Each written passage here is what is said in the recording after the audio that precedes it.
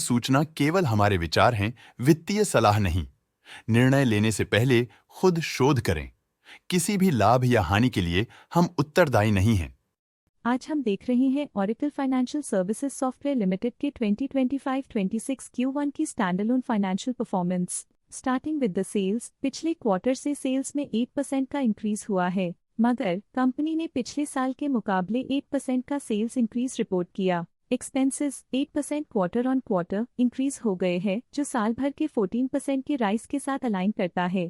Quarterly expenses के comparison में sales increase होना दिखाता है कंपनी ने अच्छा परफॉर्म किया। हालांकि सालाना कंपनी को चैलेंजेस का सामना किया। ऑपरेटिंग प्रॉफिट, जो पिछले साल के कंपैरिजन में 2.5% अप हुआ है, quarter on quarter around 8.5% increase हुआ है। Operating profit margin OPM annual basis पे -3% से डिक्रीज हुआ है और पिछले क्वार्टर के कंपैरिजन में 0% से इंक्रीज हुआ है। एक्सेप्शनल आइटम्स को ऐड करके अदर इनकम पिछले क्वार्टर के कंपैरिजन में -95.5% गिर गई, बावजूद इसके ईयरली ग्रोथ लगभग 2.5 गुना हुई है। इंटरेस्ट एक्सपेंसेस पिछले क्वार्टर से 20% अप हुआ, लेकिन ईयर ओवर ईयर इंक्रीज 100% हुआ है। डिप्रिशिएशन कॉस्ट में 5.5% का क्लाइम देखने को मिला और ईयरली बेसिस पे 0.5% का इंक्रीज देखा गया। प्रॉफिट बिफोर टैक्स एनुअली 9.5% बढ़ा, लेकिन प्रीसीडिंग क्वार्टर से -65% डिक्रीज हुआ है। इस साल कंपनी ने 25.5% टैक्स पे किया और क्वार्टरली कंपनी ने 26% टैक्स पे किया है।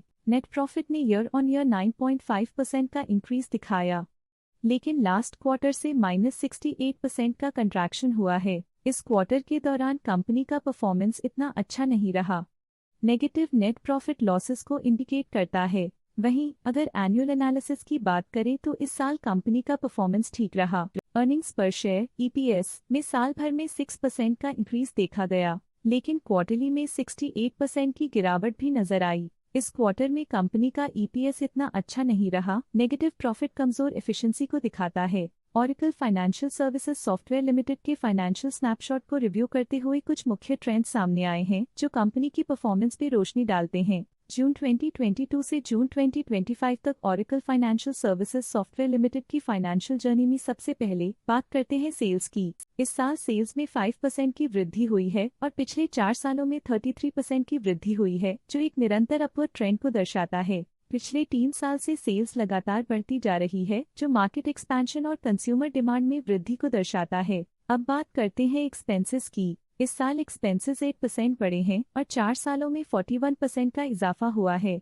इस साल हालांकि एक्सपेंसेस सेल्स से थोड़ा ज्यादा बढ़े हैं, मगर ग्रोथ रेट्स का करीब होना स्टेडी ऑपरेशनल कॉस्ट को दर्शाता है। ऑपरेटिंग प्रॉफिट का सफर स्टेडीली ऊपर चढ़ रहा है। इस साल 2% की बढ़ोतरी के साथ और पिछले 4 सालों में 26% का नोटिसेबल राइज हुआ है। पिछले 3 साल से ऑपरेटिंग प्रॉफिट लगातार बढ़ रहा है, जो कॉस्ट मैनेजमेंट और ऑपरेशनल कुशलता को दर्शाता है। नेट प्रॉफिट का सफर ऊपर की ओर चल पड़ा है। इस साल 61% की चढ़ाई के साथ पिछले 4 सालों में 92% की शानदार वृद्धि हुई है। पिछले 3 साल से नेट प्रॉफिट लगातार बढ़ रहा है, जो फाइनेंशियल हेल्थ को मजबूती देते हुए इन्वेस्टर्स का ध्यान आकर्षित करता है। EPS के लिए रास्ता कठिन रहा है। इस साल EPS -26% डिक्रीज हुआ और पिछले 4 सालों में कुल मिलाकर -12% की गिरावट हुई है। इस साल EPS में कमी आने के बावजूद पिछले सालों की ग्रोथ कंपनी की मजबूत ओवरऑल परफॉर्मेंस को अंडरलाइन करती है। चलिए अब बात करते हैं शेयर होल्डिंग पैटर्न की। ओरेकल फाइनेंशियल सर्विसेज सॉफ्ट की शेयर होल्डिंग रिपोर्ट्स कुछ इस प्रकार की हैं, जो अननोन 2025 के तक चलता है।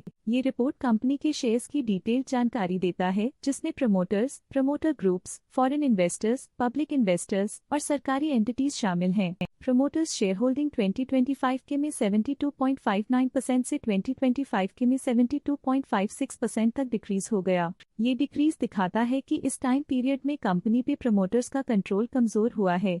पब्लिक द्वारा हेल्ड शेयर्स का परसेंटेज 9.96% से इंक्रीज होकर 2025 के में 10.4% तक का इंक्रीज से देखा गया। ये चेंजेस स्टेट है कि पब्लिक की इन्वेस्टमेंट कंपनी में क्वार्टर टू क्वार्टर इंक्रीज हुई है। जब कंपनी के शेयर्स का अधिकतम हिस्सा प्रमोटर्स, FII, DII या गवर्नमेंट के पास होता है, तब ये माना जाता है कि कंपनी मजबूत हाथों में है, जो स्थिरता और मजबूत समर्थन को दर्शाता है और इस मार्केट की स्थिरता बनी रहती है। डोमेस्टिक इंस्टीट्यूशनल इन्वेस्टर की शेयर होल्डिंग में थोड़ा डिक्रीज आया 2025 के से 2025 के में, जो दिखाता है कि डोमेस्टिक इंस्टीट्यूशंस ने अपने स्टेक को -0.2 से डिक्रीज किया है। फॉरेन इंस्टीट्यूशनल इन्वेस्टर्स की शेयर होल्डिंग में थोड़ा डिक्रीज आया 2025 के से 2025 के में, जो दिखाता है कि फॉरेन इंस्टीट्यूशंस ने अपने स्टेक को क्वार्टर टू क्वार्टर -0.2 से डिक्रीज किया है, जिसे पता चलता है कि उन्होंने अपनी इन्वेस्टमेंट्स को पुल बैक किया है। क्वार्टर के दौरान 2025 के से 2025 के तक गवर्नमेंट के ओनरशिप में डिक्रीज देखा गया, जो डिक्रीज होकर 0% तक पहुंच गई।